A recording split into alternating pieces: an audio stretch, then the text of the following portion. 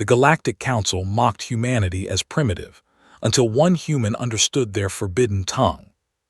The translator in my ear went silent the moment Delegate Zeuer opened his mouth. Not because it broke, because what he said was not meant to be translated. I was standing in the back row of the petitioners' gallery, the lowest tier of the Grand Assembly Hall of Vorth 9, a space so vast that the ceiling was hidden inside its own artificial clouds. Around me, 47 species were packed into curved rows of seats, each shaped to fit bodies nothing like mine. The air smelled like copper and something faintly sweet, and every few seconds a soft chime would ring, and the ambient translator network would shift frequencies to accommodate another species joining the session. I was the only human in the room. Earth's seat in the gallery was a flat bench near the edge of the observation tier, positioned between the Zorathi delegates, who communicated in subsonic pulses, and an empty chair reserved for the Heth, who had not attended any session in 11 years and apparently had no plans to start. Someone had placed a small placard on the human bench that read, "Observer, non-voting Earth." They had spelled Earth correctly, which I took as a small mercy.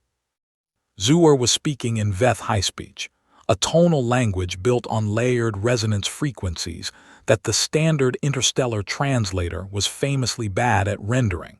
Most species in the room heard it as a blur of noise. The translator network in my earpiece gave up and produced a soft hiss. But I did not need the translator. Zeuer was tall, 4 limbs, pale gray skin that caught the hall's ambient light in shifting patterns.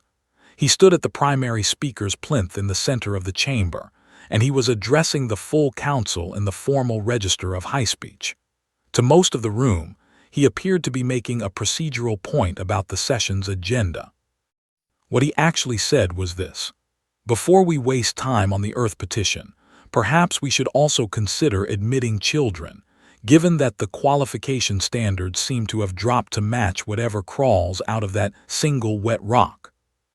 The hall did not laugh out loud.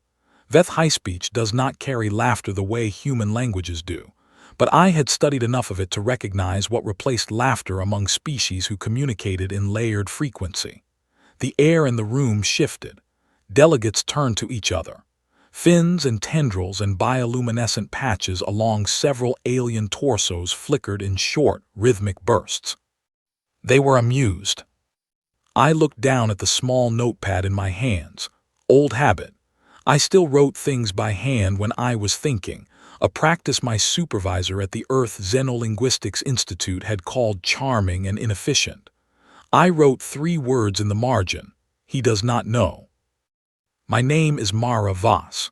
I am 38 years old, born in a small city in northern England, and I have spent most of my adult life studying languages that humans were never supposed to speak.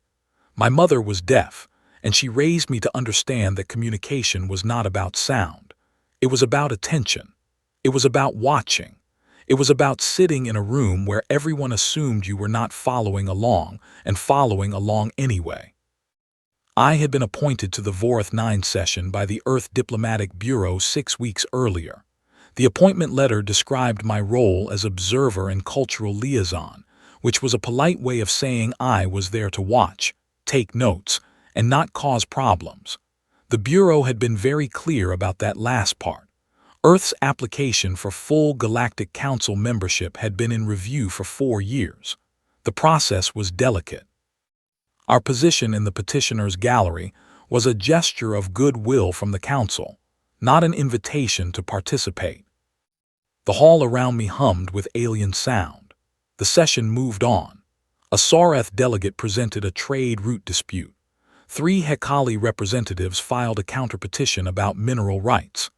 The great bureaucratic machinery of the Galactic Council turned slowly, as it always had, and Earth's petition sat at item 41 on the agenda, well below even a routine scheduling discussion about maintenance windows for the station's atmospheric processors.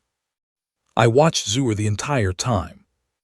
He was senior delegate of the Veth hegemony, one of the 6 founding species of the Galactic Council. The founding species held permanent seats at the primary tier and carried weighted votes on all major decisions. Their opinions shaped outcomes before the lesser member votes were even counted. If Zur wanted Earth's petition to fail, it would fail. That was simply the arithmetic of the council's structure. What I had not understood, until this session, was how personal his contempt was. He made 3 more asides in high speech during the session. I caught all of them. One was about the translation quality of Earth's formal petition documents, which he described as grammatically sincere but philosophically empty, like instructions for operating a tool written by the tool.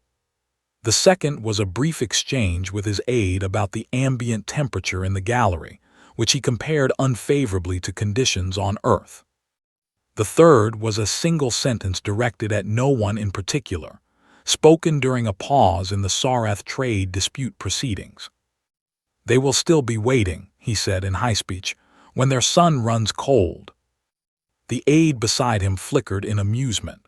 The Sarath delegate 2 seats over made a subtle gesture that I recognized as an agreement signal.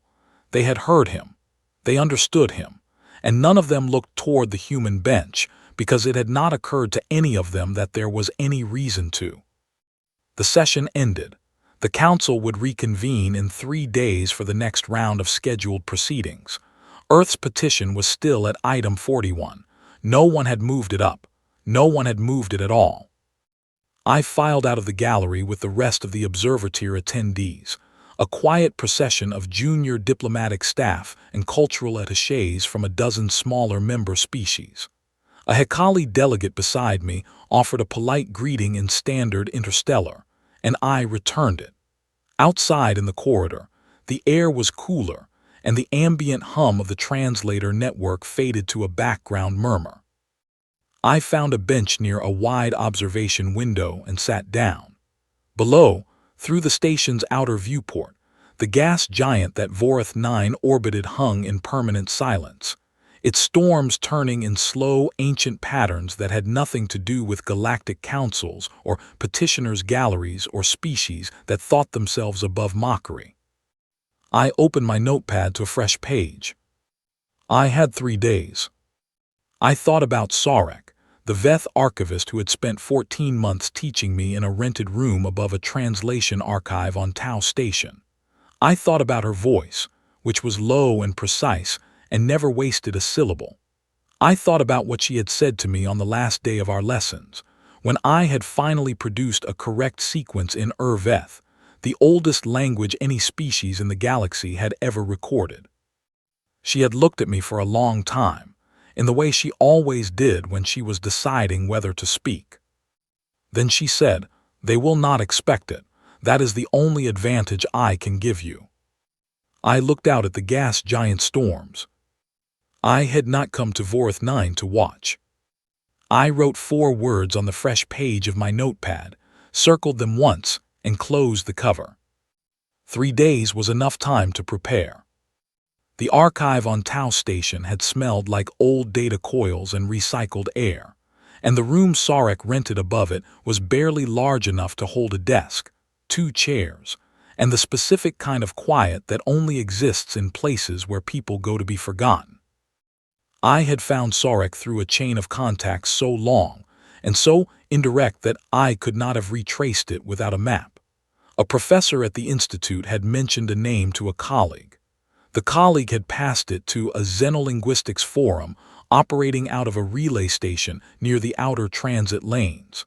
Someone on the forum had responded with a data packet containing nothing but coordinates and a time. I had flown to Tau Station alone, told the bureau I was attending a research conference, and climbed 3 flights of metal stairs to knock on a door that had no nameplate. Sarek opened it. She was old by Veth standards, which meant her skin had faded from pale gray to something closer to white, and the resonance patterns along her forearms moved slowly, the way deep water moves. She looked at me for a long moment with 4 eyes that did not blink in any sequence I could predict. "You are the human," she said, in standard interstellar without surprise. "I am," I said. "You found me through the forum." Yes. Then you are already better at listening than most of your species, she said, and stepped aside to let me in. That was how it began. Sarek had been a senior archivist for the Veth hegemony for 60 years before she retired and disappeared from official records. She had spent those 60 years cataloging the oldest linguistic records in the hegemony's collection, most of which had never been digitized or shared outside the founding species archives. She had read things that most living beings did not know existed. She had read Urveth in its original forms, not the fragmented and partially reconstructed version that occasionally surfaced in academic discussions, but the complete phonological and grammatical record as preserved by the Veth for 4 centuries. She did not tell me right away why she was willing to teach it to a human. That came later. In the first weeks, she taught me the foundation layers of high speech, the formal register that the Veth used for diplomatic and ceremonial communication. My standard training had given me the surface structure, but none of the resonance logic underneath it. High speech was not a linear language. It was built in layers, like music written for multiple instruments playing simultaneously. The meaning of a phrase depended not just on its component sounds, but on the frequencies produced when those sounds were stacked. To understand it fully, you had to hear it as a whole, the way you hear a chord and recognize it as a chord rather than a sequence of individual notes. My mother had taught me to read music before I could read words. I told Sarek this on the 3rd day. She paused her lesson and looked at me. Your mother was a musician. She was deaf, I said. She read music because she loved the structure of it. She said it was the only human language that did not lie. Sarek was quiet for a moment. Then she resumed the lesson, but something in the pace of it changed. She began pushing further, faster, testing the edges of what I could follow. By the end of the 2nd week, she shifted into Urveth without announcing it. I did not notice the transition for almost 4 minutes. When I realized what I was hearing, I stopped her mid-sentence. That is not high speech, I said. No, she said. That is something older. Yes. Is that Urveth? She looked at me the way she had looked at me at the door on the 1st day. Then she said, most students I have taught did not notice the transition for an hour or more. One never noticed at all. How many students have you taught? I asked. You are the 4th, she said. The first 3 were Veth. The hegemony assigned them to me after my retirement, hoping I would pass the archive knowledge to a younger generation. She paused. I told the hegemony I had found no worthy student. I understood what that meant. They do not know you are teaching me. The hegemony believes Urveth is safely locked inside their archives and the memories of 3 retired archivists who have agreed not to speak of it, she said. They are not wrong about the archivists. They are wrong about me. Why, I asked, why teach a human? She looked at the window. Outside, Tau Station's commercial district hummed and flashed. It was a busy, loud, indifferent place, and the 2 of us were very small inside it. Because the Veth hegemony has been using Urveth for 200 years, she said, in every diplomatic session where they needed to say things they did not want recorded or translated, and in all that time, not one other species has ever understood them.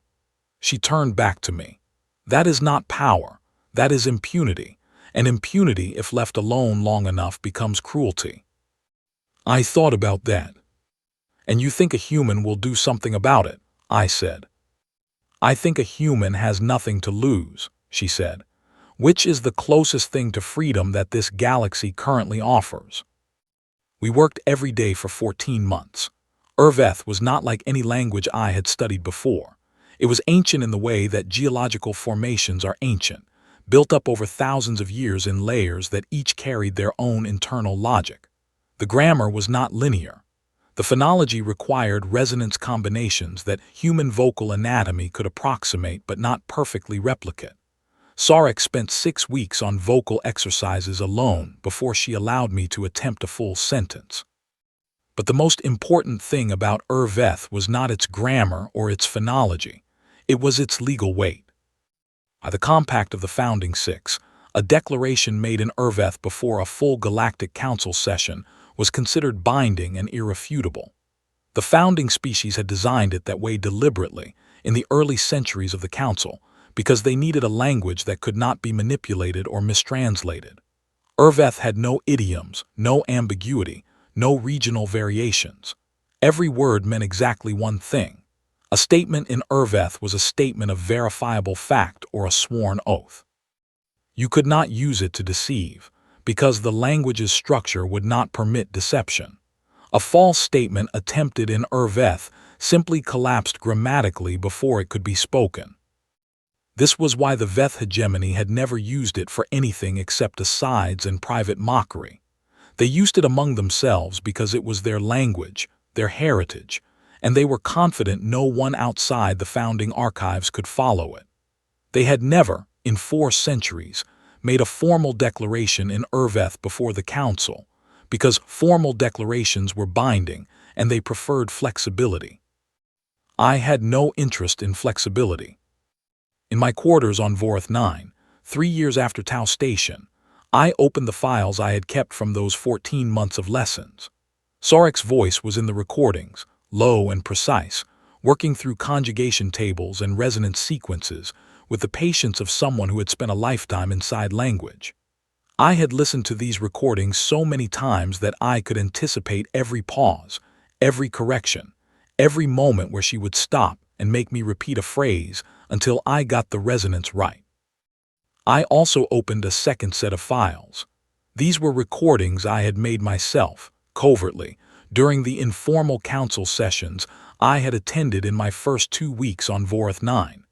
Every session that Zuer had been present for. Every side conversation he had conducted in Urveth, assuming the room was full of people who could not follow him. I had followed every word.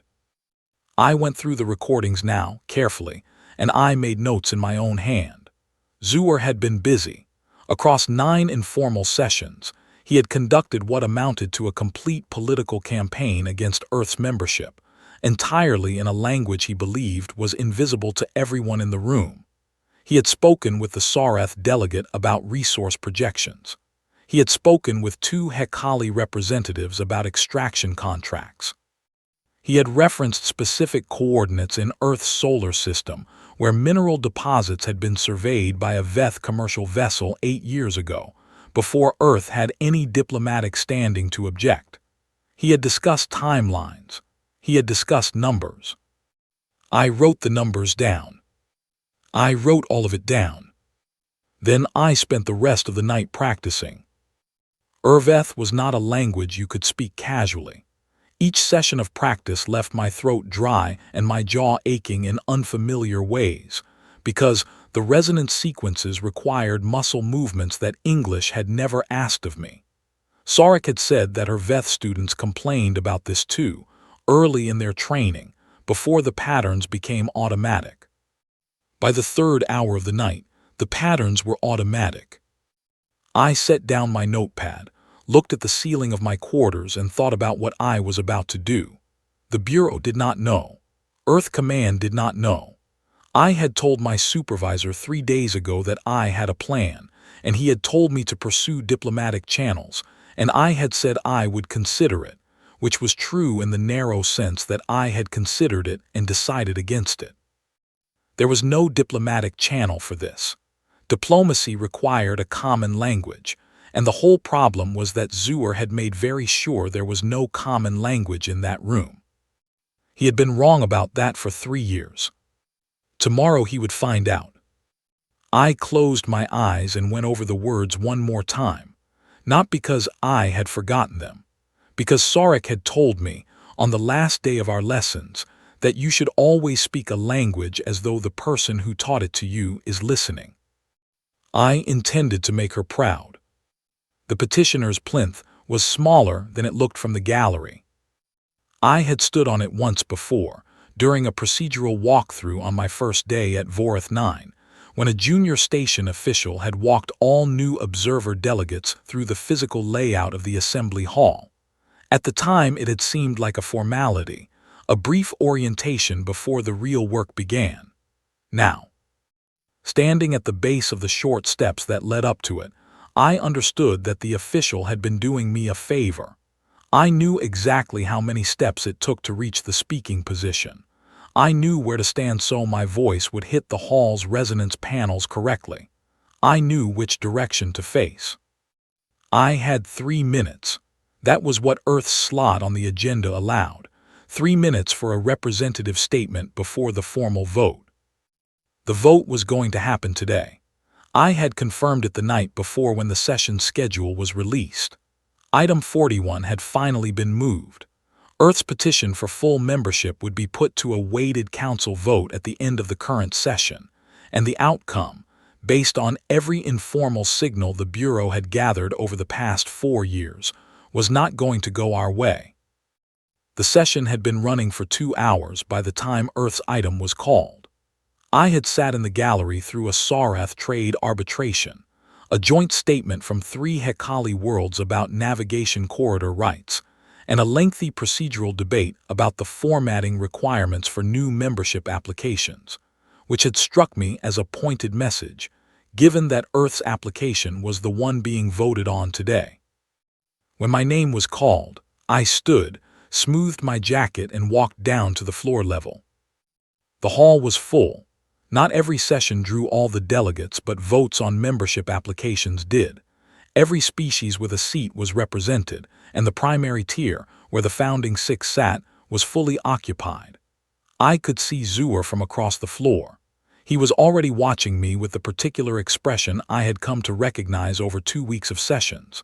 Not hostility, exactly. Something more like the mild attention you give to a process you know the outcome of. I climbed the steps to the plinth.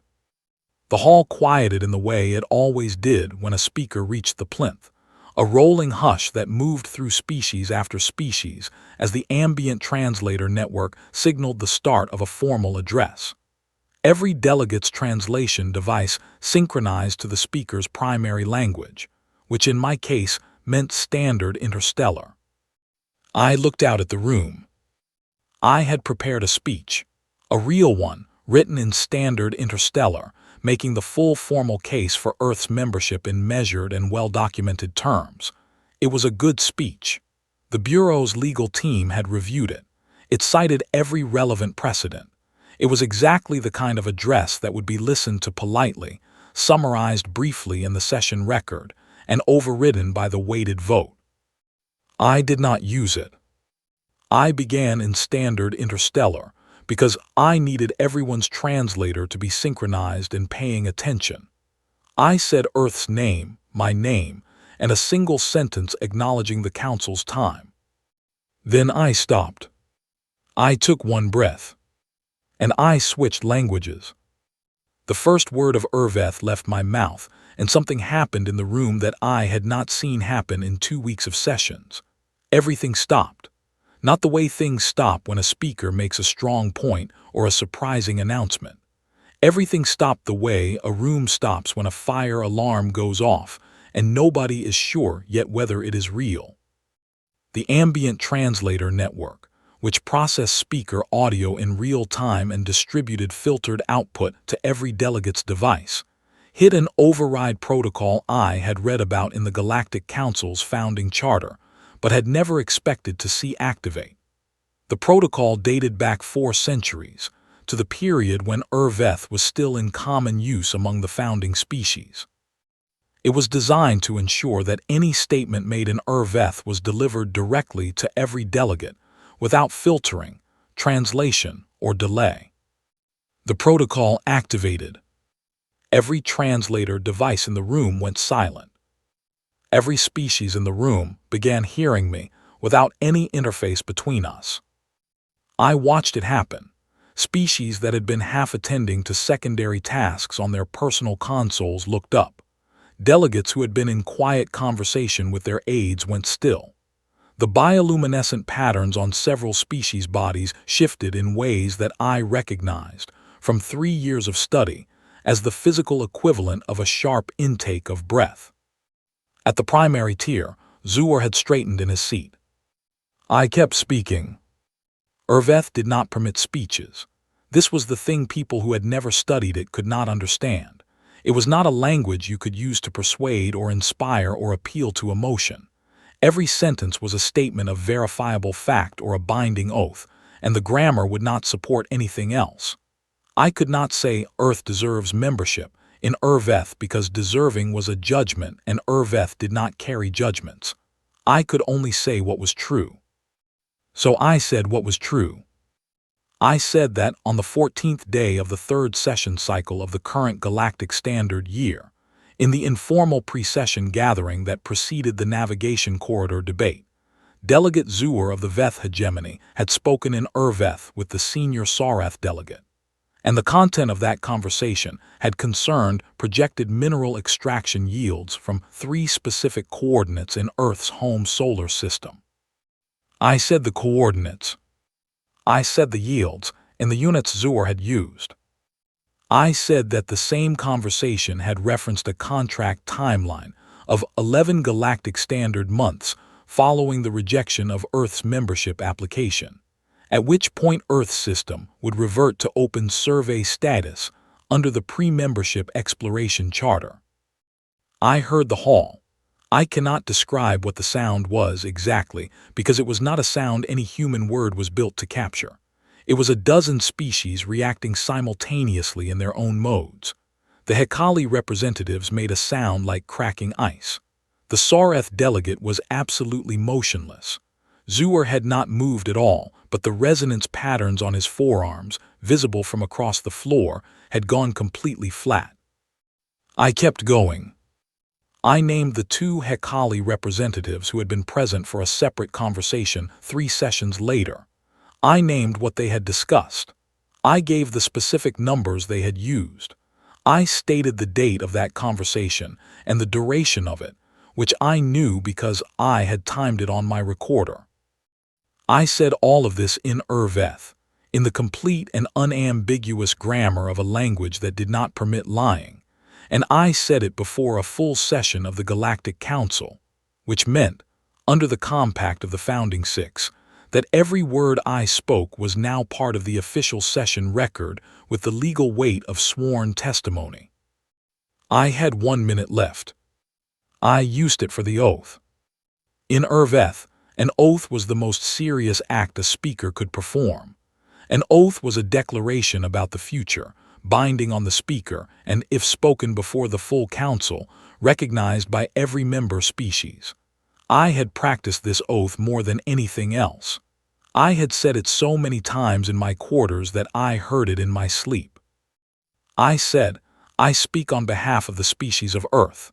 We hear every language spoken in this hall, including the ones you believe we cannot hear. We have heard them for 3 years. We will continue to hear them. And we will remember in precise detail in this language every word. Then I stepped back from the plinth. The hall did not erupt. It did not fill with noise or reaction or drama. It did something I had not expected. It went very, very quiet. The kind of quiet that has weight to it, the kind that presses against your ears and makes you aware of every small sound that remains. The low hum of the atmospheric processors, the faint creak of the station's outer structure, the sound of my own footsteps as I walked back toward the gallery stairs. I did not look at Zur. I did not need to. I had said what was true, the language had carried it, the rest was not mine to control. The 6 days that followed were unlike anything I had experienced in my career. I want to be precise about this, because I think there is a version of this story where the council session ends and everything resolves quickly and cleanly, and that is not what happened. The Galactic Council was 4,000 years old. It did not move quickly or cleanly about anything.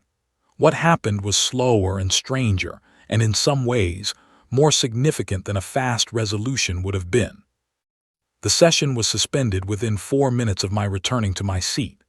The presiding delegate, a quiet and meticulous being from the Sorathi collective named Orvhen, announced a procedural hold, and cleared the primary floor of all non-delegate personnel. I was escorted, politely but firmly, to a separate holding area by two station officials who said nothing and whose expressions I could not read. The holding area was a small room with one window, a chair, and a console. A station official brought me water in a container shaped for human hands, which told me this room had been used for human visitors before. I sat down, drank the water, and waited. After approximately 90 minutes, Orvhan came in. Orvhan was tall and very still, the way old trees are still, and spoke standard interstellar with an accent I had always found beautiful, a long and rolling quality to the consonants that felt like sentences arriving from a great distance. Orvhan sat down across from me and looked at me for a while before speaking. "You knew Urveth," Orvhan said. "It was not a question." "Yes," I said. "For how long?" 3 years of formal instruction, I said. 1 year of independent study before that." 4 years, Orvhan said. Another long silence. The Sorathi collective was under the impression that Urveth was known only within the Veth hegemony's archive and among a small number of retired specialists. "Sorek taught me," I said. The effect of Sorek's name on Orvhan was subtle but unmistakable. A shift in the stillness, the way the quality of silence changes when something important enters it. Orvhan looked at me with an expression I could not fully categorize. "Sarek," Orvhan said. "Yes." Sarek told the hegemony she had found no worthy student. "She told me the same thing," I said. "She told me she had told them that. She was not troubled by the contradiction." Orvhan was quiet for what felt like a full minute. "She chose you specifically," Orvhan said. "She said she wanted a speaker who had nothing to protect," I said, "and everything to prove." "And you came here to prove it." "I came here to do my job," I said. "My job is to represent Earth's case for membership. I use the best tools available to me." Orvhan looked at me with something I could only call careful respect. The Sorathi were not warm as a species. They were precise and formal and did not perform emotions they did not feel. But there was something in Orvhan's expression that had not been there when the door opened, and I recognized it because I had seen versions of it my whole career. It was the look someone gives you when they have revised their estimate of you upward and are deciding whether to say so. Orvhan did not say so, but Orvhan also did not need to. "The session record has been formally closed," Orvhan said. "Your statements in Urveth are entered as binding testimony under the founding compact. The hegemony's legal delegation has reviewed this and has confirmed that the compact applies. They are not pleased." "I would not expect them to be," I said. "Delegate Zuer has requested a full expungement review," Orvhan said, "on the grounds that a non-founding species cannot hold speaking rights in Urveth."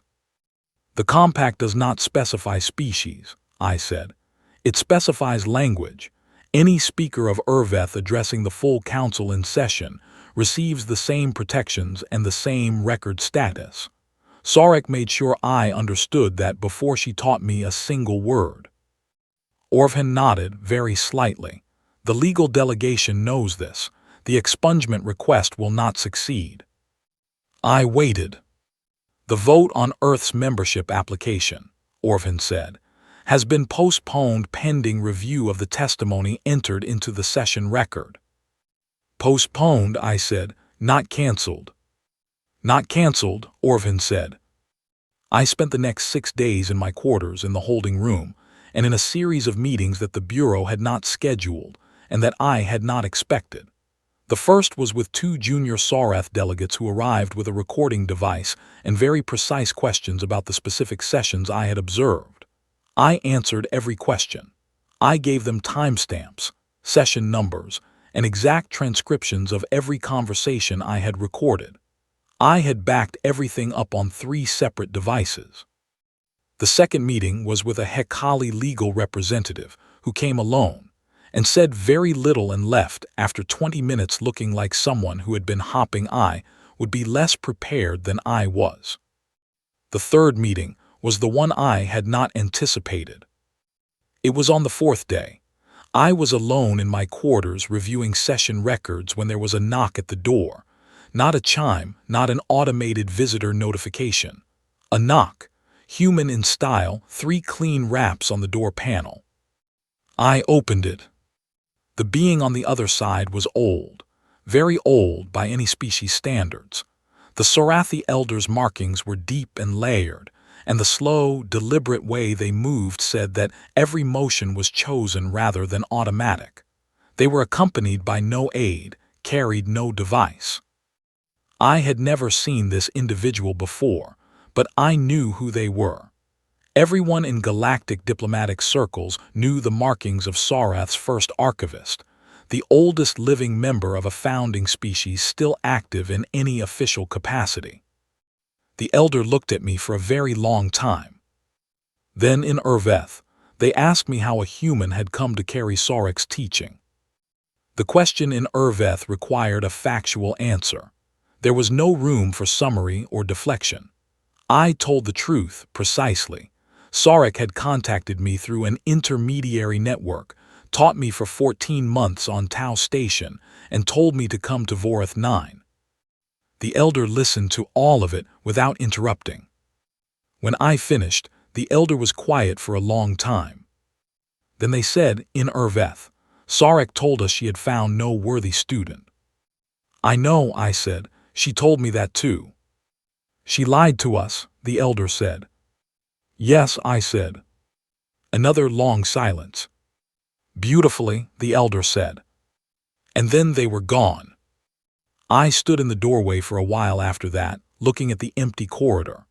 Then I went back inside, sat down at my desk, and let myself feel, for the first time since the session, something that was not focus or preparation or careful attention. Something that was simply the weight of what Sarek had trusted me to do and what it had cost her to trust it. She had spent 60 years inside the hegemony's archives. She had read every word of Urveth ever preserved. She had watched, for all of that time, what it meant for a language to be used as a private tool by people who were sure no one else could hear them. She had retired and disappeared from official records and traveled to Tau Station, and she had opened her door to a human she had never met, and she had taught me everything. I thought about what she had said to me the day I produced my first correct Urveth sequence. She had looked at me with those 4 unpredictable eyes and said, "Your kind still believes words mean something." I had not known at the time whether that was a compliment or an observation. Now I thought it was both.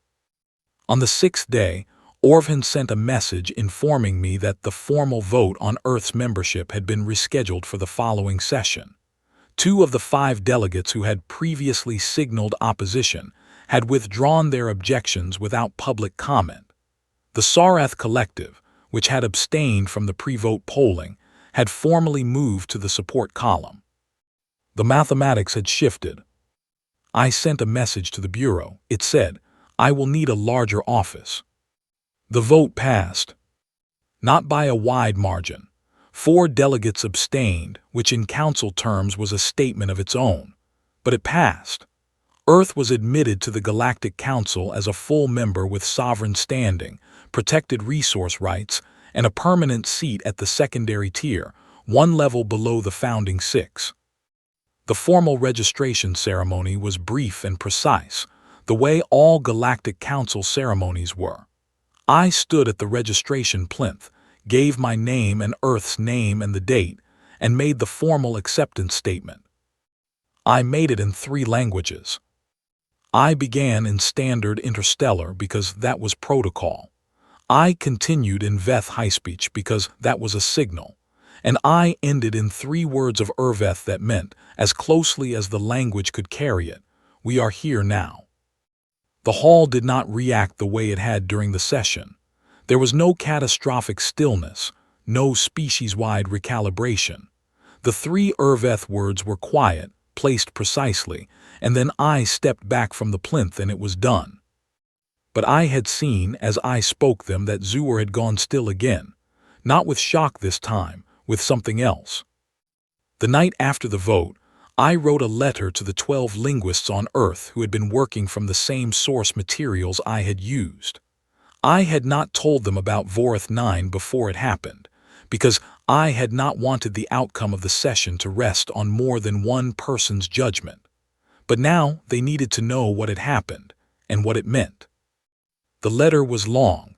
I will not reproduce all of it here, but the part I spent the most time on was the instruction about how to continue.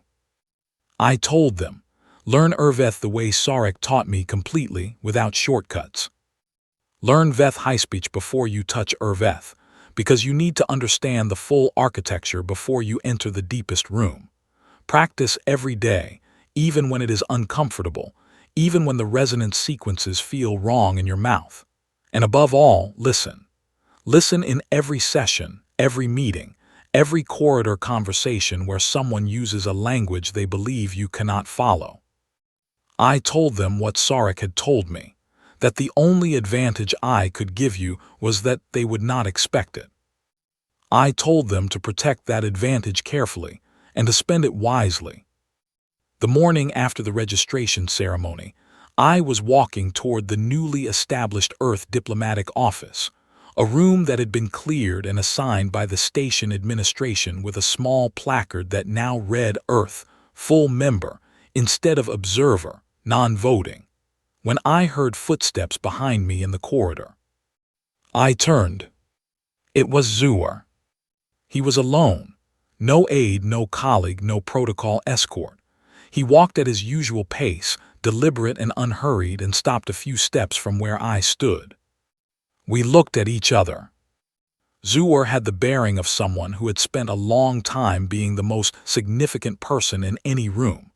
It was not arrogance, exactly.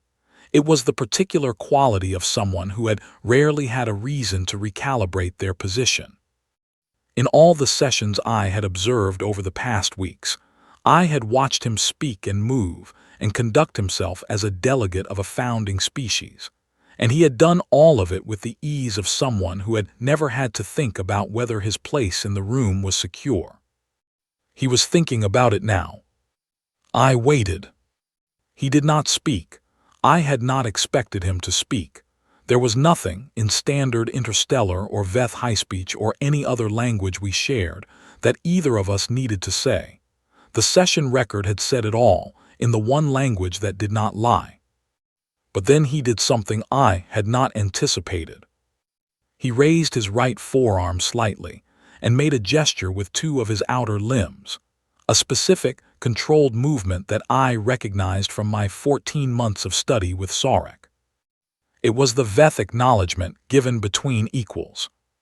Not between a founding species and a non-member, not between a senior delegate and a junior observer, between equals. He held it for 3 seconds. Then he lowered his arm, turned, and walked away down the corridor without looking back. I stood where I was for a long moment. Then I walked in the other direction, toward the Earth Diplomatic Office, toward the work that was waiting for me, toward everything that came next. I thought about Sarek all the way down the corridor. I thought about her room above the Tau Station archive, and the desk with the 2 chairs, and the way she had looked at me the first time I produced a correct Urveth sequence. I thought about 14 months of lessons and 14 months of listening, and the patience that had been required, and the kind of trust that was required to hand a language to someone and believe they would use it right. I thought about what she had said on the last day. They will not expect it. That is the only advantage I can give you. She had been wrong about one thing. It was not the only advantage. The other advantage was this. After Vorath 9, 11 other member species made quiet inquiries through unofficial channels about Earth's linguistic research programs, not about our technology or our resource output or the strategic value of our system's coordinates, about our research programs, about how humans had come to study languages that were not theirs, about what we were doing with what we found. I answered every inquiry in standard interstellar, politely and completely. But I wrote down every question in Urveth, in my notepad, in the margin beside the forewords I had written the night before my session. By the time I reached the door of the Earth diplomatic office and pushed it open, I had 23 questions on the list. I sat down at the desk, opened a new document, and began to write. They had called us primitive because we arrived late to the Galactic Council, because our technology was younger and our history shorter, and our station at the table was new. They had assumed that arriving late meant we had spent the intervening centuries doing very little. We had not. We had been listening. We had been writing things down. We had been learning every language that anyone had ever told us we were too simple to speak. And we were only getting started.